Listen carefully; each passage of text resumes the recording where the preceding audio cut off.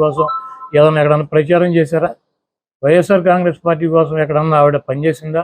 2014లో YSR Congress party ఓడిపోయి 23 సీట్లు 23 మంది ఎమ్మెల్యేలను చంద్రబాబు తీసుకుని వెళ్ళిపోతే జగన్మోహన్ రెడ్డి గారు ఇడుపులపై నుంచి ఇచ్చేపురం వరకు పాదయాత్ర చేశాడు.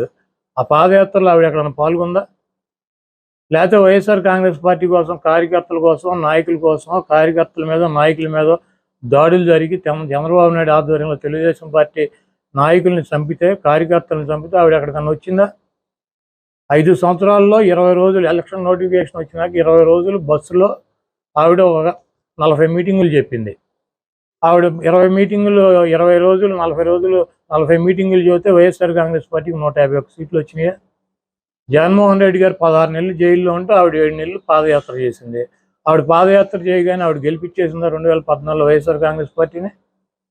నేను కష్టపడ్డానంటే ఎవరి కోసం కష్టపడింది ఆవిడ? ఈ రాష్ట్ర ప్రజల కోసం కష్టపడింది, అన్న కోసం కష్టపడ్డాను, నిస్వార్థంగా కష్టపడ్డానని చెబుతుంది. నిస్వార్థంగా కష్టపడినప్పుడు ఇప్పుడు ఈ రోజు వచ్చి 4 సంవత్సరాలకి ఇంకా ఎన్నికలు 3 నెలలు ఉందనగా స్టీల్ ప్లాంట్ ప్రైవేటీకరణ చేసేస్తున్నాడు మోడీ.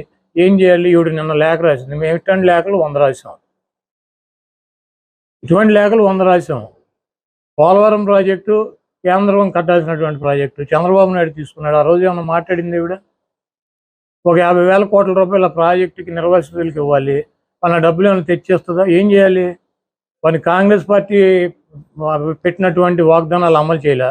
మరి దేశవ్యాప్తంగా కాంగ్రెస్ ఎందుకని రిజైన్ చేయట్లా? కాంగ్రెస్ పార్టీ ఎందుకు పోరాట్లా? మేము పెట్టిన చట్టం ఎందుకు చేయవు మోడీ అని చెప్పి వాళ్ళు ఎందుకు అడగట్లా? వాళ్ళకి బాధ్యత లేదా? అది ప్రతిపక్ష పార్టీ కదా దేశంలో కాంగ్రెస్ పార్టీ. వాళ్ళకేం సంబంధం లేదా కాంగ్రెస్ పార్టీకి ఆంధ్రప్రదేశ్ గురించి? ఈ 10 సంవత్సరాల్లో ఏమన్నా కాంగ్రెస్ పార్టీ పార్లమెంట్లో అడిగింది ఆంధ్రప్రదేశ్ గురించి? పని ఏమైనా ఎంపీలతో రిజైన్ చేయించిందా? మొన్న ఏముంటుంది ఆవిడ ప్రతిపక్ష నాయకుడిగా ఉండగా ఎంపీలతో రిజైన్ చేయించావు, అవిశ్వాస తీర్మానం పెట్టామని చెప్తుంది. ఎవరు పెట్టారు అవిశ్వాస తీర్మానం? ఎంపీలతో ఎవరు రిజైన్ చేయించారు? చంద్రబాబు నాయుడు గారి పార్ట్నరు దత్తపుత్రుడు పవన్ కళ్యాణ్ ఆ రోజు జగన్మోహన్ రెడ్డి నీకు దమ్ముంటే అవిశ్వాస తీర్మానం పెట్టు, నేను ఢిల్లీ వెళ్ళి డిఎంకేతో మాట్లాడతాను, అట్లాగే కర్ణాటక వెళ్ళి దేవగౌడ్ గారితో మాట్లాడతాను, పశ్చిమ బెంగాల్ వెళ్ళి మమతా బెనర్జీ గారితో మాట్లాడతాను, యూపీ వెళ్ళి వాళ్ళతో మాట్లాడతాను, బీహార్ వెళ్ళి వీళ్ళతో మాట్లాడతాను ఆయన చెప్పాడు. నువ్వైతే మాట్లాడి మేము అవిశ్వాస తీర్మానం పెడతానని పెట్టాం. పెడితే చంద్రబాబు నాయుడు వచ్చి నేనే పెడతానని చెప్పి ఆయన పెట్టాడు. పవన్ కళ్యాణ్ కదా అవిశ్వాస తీర్మానం పెట్టి జగన్మోహన్ రెడ్డి నీకు దమ్ముంటే వాళ్ళందరితో మాట్లాడి నీకు మద్దతు తెలిపిస్తానని చెప్పింది. నువ్వు మాట్లాడు, దమ్ముంటే కాంగ్రెస్ పార్టీతో మాట్లాడు, మోడీ గారి మీద అవిశ్వాస తీర్మానం పెట్టించు. ఆ రోజు పవన్ కళ్యాణ్ తీసుకున్న పాత్ర నువ్వు తీసుకో.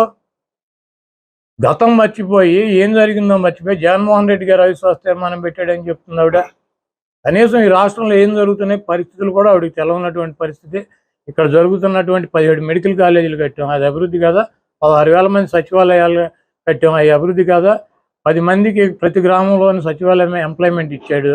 దాదాపు 2 లక్షల పైన సచివాలయంకి ఉద్యోగాలు ఇచ్చారు, గవర్నమెంట్ ఉద్యోగాలు. 53,000 మందిని మెడికల్ సిబ్బందిని తీసుకున్నారు. అదేవిధంగా 2,57,000 కోట్ల రూపాయల సంక్షేమ కార్యక్రమాల కింద అనేక కుటుంబాలకు ఆర్థిక సహాయం చేశాం. అదేవిధంగా 4 షిప్ పోర్టులు రన్నింగ్లో ఉన్నాయి, కడుతున్నారు. షిప్ జట్టీలు కట్టాము. అదేవిధంగా నాడు నేడు మీద 45,000 మంది పిల్లలకి చదువుకునే పిల్లలకి స్కూల్స్ ఆధునీకరణ చేశారు. వాళ్ళకి మంచి బట్టలు బూట్లు, వాళ్ళకి ఇంగ్లీష్ మీడియం, వాళ్ళకి ఉన్నతమైనటువంటి విద్య చెప్పించేటువంటి కార్యక్రమం, వాళ్ళకి భోజనాలు పెట్టేటువంటి కార్యక్రమం. ఆరోగ్యశ్రీలో రాజశేఖర రెడ్డి గారు పెట్టిన 1000 అంబులెన్సులు తీసుకొచ్చారు. చంద్రబాబు నాయుడు మూలపడేస్తే 104లు ఇంటింటికి వెళ్ళి మెడికల్ క్యాంపులు పెట్టి ఆరోగ్యాన్ని రాజశేఖర రెడ్డి గారి పేరు పెట్టి వైఎస్ఆర్ ఆరోగ్యశ్రీ దాని పేరు. ప్రతి పథకానికి రాజశేఖర రెడ్డి గారి పేరు పెట్టి రాజశేఖర రెడ్డి గారు అడుగుజాడలో నడుస్తున్నటువంటి వ్యక్తి జగన్మోహన్ రెడ్డి గారు. మీకేమన్నా తగాదాలు ఉంటే మీకేమన్నా పర్సనల్గా మాట్లాడుకోండి. ఊరిని ఆ కాంగ్రెస్ పనికిమాలిన పార్టీలో చేరి రాష్ట్రాన్ని సర్వనాశనం చేసి విడగొట్టినటువంటి ఆ కాంగ్రెస్ పార్టీలో చేరి ఆ పనికిమాలినటువంటి తీసేసిన తహసీల్దారులాగా ఆ 10 మంది పనికిమాలిన నాయకులను వేసుకుని రాజశేఖర రెడ్డి బిడ్డ అని తెలంగాణలో ఆయన పరువు తీసి ఆయన పేరు మీద పార్టీ పెట్టి ఆ పార్టీని తీసుకెళ్లి మూసీ నది లాంటి కాంగ్రెస్ పార్టీలో కలిపి ఇక్కడికి వచ్చి జగన్మోహన్ రెడ్డి గారి మీద నిందలో జగన్మోహన్ రెడ్డి గారిని విమర్శిస్తుంది. ఇదంతా కూడా మంచి పద్ధతి కాదు. ఆవిడకి ఏమన్నా పర్సనల్గా ఉంటే పర్సనల్గా చూసుకోవాలి. వైఎస్ఆర్ కాంగ్రెస్ పార్టీ మీద జగన్మోహన్ రెడ్డి గారి మీద నిందలేసి జగన్మోహన్ రెడ్డి గారిని ఏదో చేద్దాము, రాజశేఖర రెడ్డి గారి ప్రత్యర్థులు దేబిఎన్ రాధాకృష్ణ రామోజీరావు, చంద్రబాబు నాయుడు, రేవంత్ రెడ్డి, వీళ్ళందరూ ఎవరు రాజశేఖర రెడ్డి గారిని సర్వనాశనం చేస్తానని చెప్పి తిరిగినాళ్ళు. పవన్ కళ్యాణ్ రాజశేఖర రెడ్డి గారు పంచి కొట్టి తరిమి కొడతానని చెప్పినటువంటి పవన్ కళ్యాణ్, వీళ్ళందరూ ఇళ్ళకెళ్ళి వీళ్ళందరితో కలిసి రాజశేఖర రెడ్డి గారు రక్తం పంచుకుని రాజశేఖర రెడ్డి గారి ఆశయాలని నిలబెట్టి ఈరోజు ఇంకా రాజశేఖర రెడ్డి గారు చనిపోయి 15 ఏళ్ళైనా రాజశేఖర రెడ్డి గారి పేరు రోజు ప్రతివాడు తలుస్తున్నాడంటే దానికి కారణం జగన్మోహన్ రెడ్డి గారు. తండ్రి పేరు నిలబెట్టినటువంటి తనయుడిని నాశనం చేయటానికి వచ్చి ఇవన్నీ కూడా రాష్ట్ర ప్రజలు గమనిస్తున్నారు. తప్పకుండా కాంగ్రెస్ పార్టీకి, సోనియా గాంధీకి, రాహుల్ గాంధీకి మాడు పగిలిపోయేటట్టు ఈ రాష్ట్ర ప్రజలు ఈసారి 0% ఓటింగ్ ఇస్తారు. ఇంకోటి చెప్పుద్ది ఆవిడ ఏ రోగానికైనా ఒకటే ట్యాబ్లెట్, పోలవరం అవ్వాలన్నా కాంగ్రెస్ అధికారంలోకి రావాలి, ప్రత్యేక హోదా రావాలన్నా కాంగ్రెస్ అధికారంలోకి రావాలి, స్టీల్ ప్లాంట్ అయినా కాంగ్రెస్ అధికారంలోకి రావాలి, ఏ సమస్య తీరాలన్నా కాంగ్రెస్ అధికారంలోకి రావాలని చెప్పింది. అసలు కాంగ్రెస్ పార్టీ ప్రతిపక్ష హోదా వచ్చే పరిస్థితి ఉందో ఈరోజు రాష్ట్రంలో? మోడీ గారికి 350 సీట్లు వస్తాయని చెబుతున్నారు, నరేంద్ర మోడీకి 350 సీట్లు వస్తాయని ప్రతి సర్వేలన్నీ చెబుతున్నారు. చెబుతుంటే కాంగ్రెస్ పార్టీ అధికారంలోకి వద్దంటే నితీష్ కుమార్ వెళ్ళిపోయాడు, మమతా బెనర్జీ వివాదాలు, ప్రతి వాళ్ళు ఇండియా కూటమి పెట్టారు, ఆ కూటమి ఒక్కొక్కటి వెళ్ళిపోతున్నారు.